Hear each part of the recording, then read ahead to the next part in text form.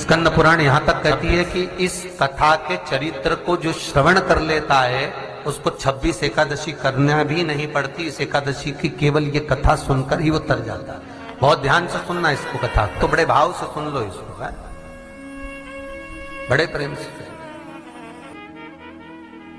इसलिए सारी एकादशियों में निर्जला एकादशी की महत्वता शास्त्र प्रमाण करता है महाराज। निर्जला एकादशी का उद्यापन जो करा जाता है, उसका उद्यापन और प्रदोष का जो उद्यापन करा जाता है, इन दोनों का क्रम लगभग एक जैसा ही। तो निर्जला पहुंची है और निर्जला ने जाकर भगवान नारायण से निवेदन करा। भगवान विष्णु ने पूछा, क्या बात है निर्जला, आज तुम खेलती हुई यहां पर आकर खड़ी हो गई, क्या हुआ, क्या है?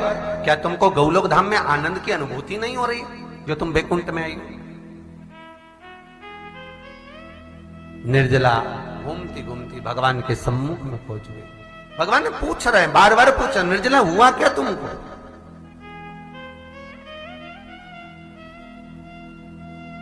ए निर्जला, ए एकादशी, हुआ क्या है तुमको? क्या कारण है तुम्हारे यहां आने का, बैकुंठ पहुंचने का? बहुत ध्यान देना महाराज। शास्त्र कहता है सोमवार, मंगलवार, बुधवार, गुरुवार, शुक्रवार, शनिवार, ये देवता वो देवता सबके व्रत कर लो, सारे व्रत कर लो, पर ये व्रत आपको परमात्मा के धाम तक लेकर नहीं जा सकते, क्योंकि इनका जो पुण्य है वो मृत्यु लोक में आप थोड़ा सा भी गलत करते हैं तो पुण्य समाप्त हो जाता है। पर हिंदू धर्म के 3 व्रत ऐसे बता दिए जिन व्रतों का पुण्य समाप्त नहीं हुआ।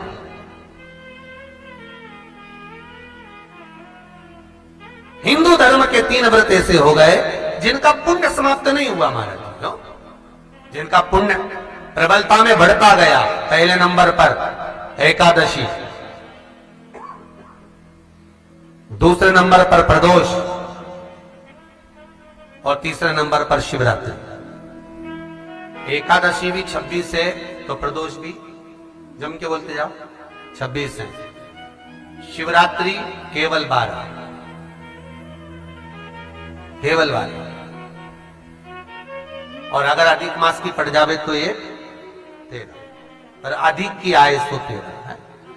तो यहां शास्त्र कह रहा है कि 3 व्रत हमारे यहां जिनका पुण्य समाप्त नहीं हुआ, जिनका पुण्य प्रबल हुआ, बड़ा। इसलिए आज भी माता एकादशी का व्रत करती है, और एकादशी का व्रत कर कर अगर कोई जीवात्मा को देते हैं, कोई मर भी गया तो उसको एकादशी का दान देते हैं।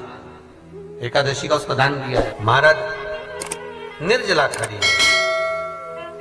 पूछा क्यों आई हो, क्या कारण?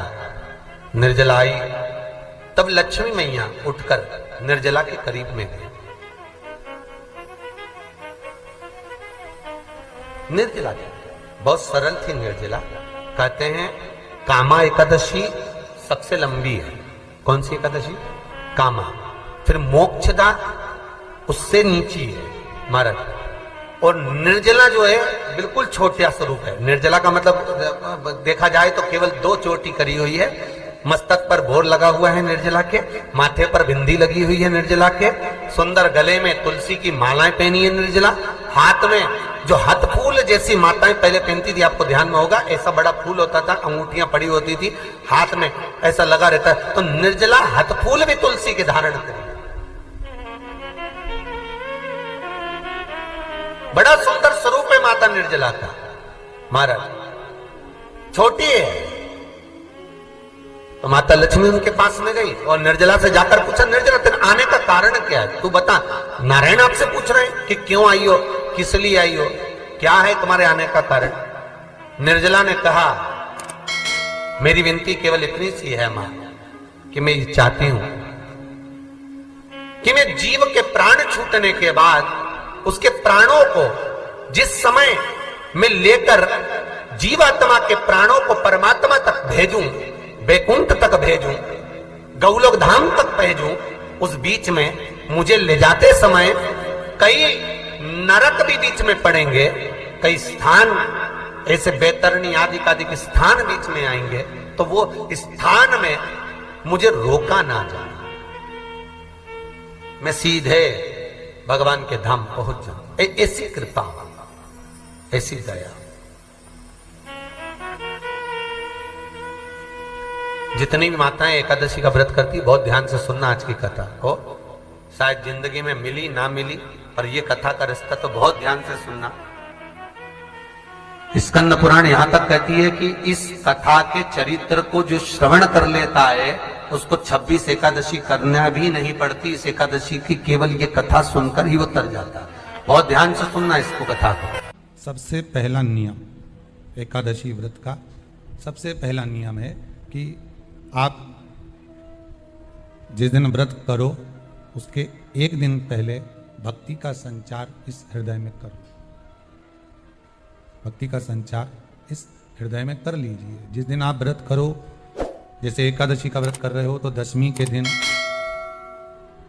शाम का समय जब आवे, रात्रि जब होने लगे, शाम का समय आवे और रात्रि का आप जब भोजन ग्रहण करो तो उस भोजन में कोई ऐसा पदार्थ ग्रहण मत करिए जिस पदार्थ के कारण आपकी एकादशी बिगड़ जाए। कोई बेकार भोजन में ग्रहण नहीं करना, श्रेष्ठ भोजन ग्रहण करिए दशमी। और एकादशी का दूसरा नियम बहुत ध्यान से सुनिएगा। जिस दिन आपकी एकादशी का व्रत हो उस दिन प्रयास करिएगा कि अपने हाथ से किसी भी वृक्ष की कोई पत्ती टूटे ना। अपने हाथ से किसी भी वृक्ष की, पौधे की, किसी भी वृक्ष की पत्ती अपने हाथ से ना टूटे।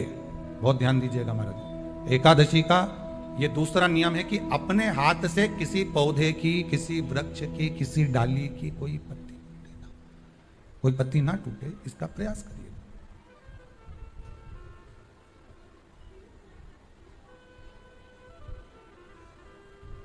कितना सुंदर व्याख्यान कहा है, कितना सुंदर वर्णन है महाराज कि मात्र एकादशी का व्रत कर लेने पर, मात्र एकादशी का व्रत कर लेने पर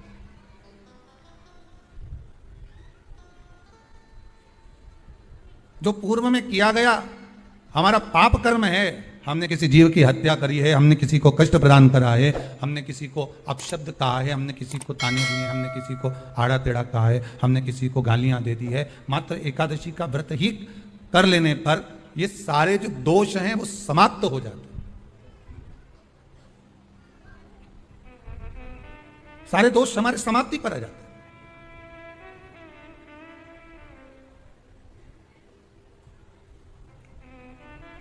अब एक विचार करिएगा थोड़ा सा अपने मन में, अपने चित्त में, अपनी वृत्ति में एक बात उतारिएगा। एक अपने मन में एक बात को उतार कर रखिएगा कि आप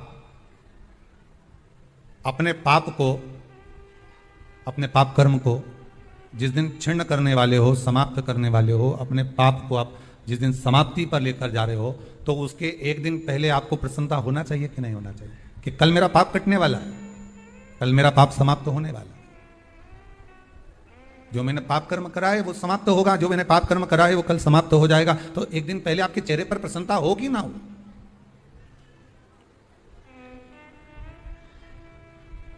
और चेहरे पर वो प्रसन्नता आपके आना चाहिए कि कल मेरा एकादशी का व्रत है, आज दशमी है, कल एकादशी का व्रत है, तो कल मेरी जब एकादशी का व्रत रहेगा तो मेरा ना जाने कितना कितना पाप, कितना कितना असत्य, कितना कितना झूठ, कितना कितना प्रपंच वो समाप्त हो जाएगा। इसमें मुझे प्रसन्नता हो, इसमें मुझे आनंद था।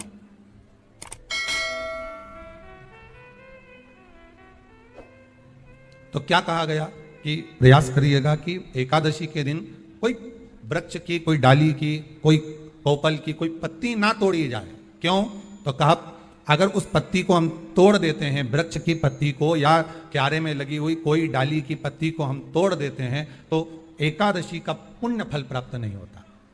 एकादशी का कोई फल हमारे खाते में नहीं जाता, पुण्य फल प्राप्त। अब फिर भले तुम, चाहे तुमने मोरधन खाया हो, चाहे तुमने फिर चिप्स खाई हो, चाहे तुमने फिर व्रत का कितना ही सामान खा गए और तुमने सोचा कि आज मेरी एकादशी है, तो फिर उसका कोई फल प्राप्त नहीं, उसका कोई सुख प्राप्त नहीं आपको।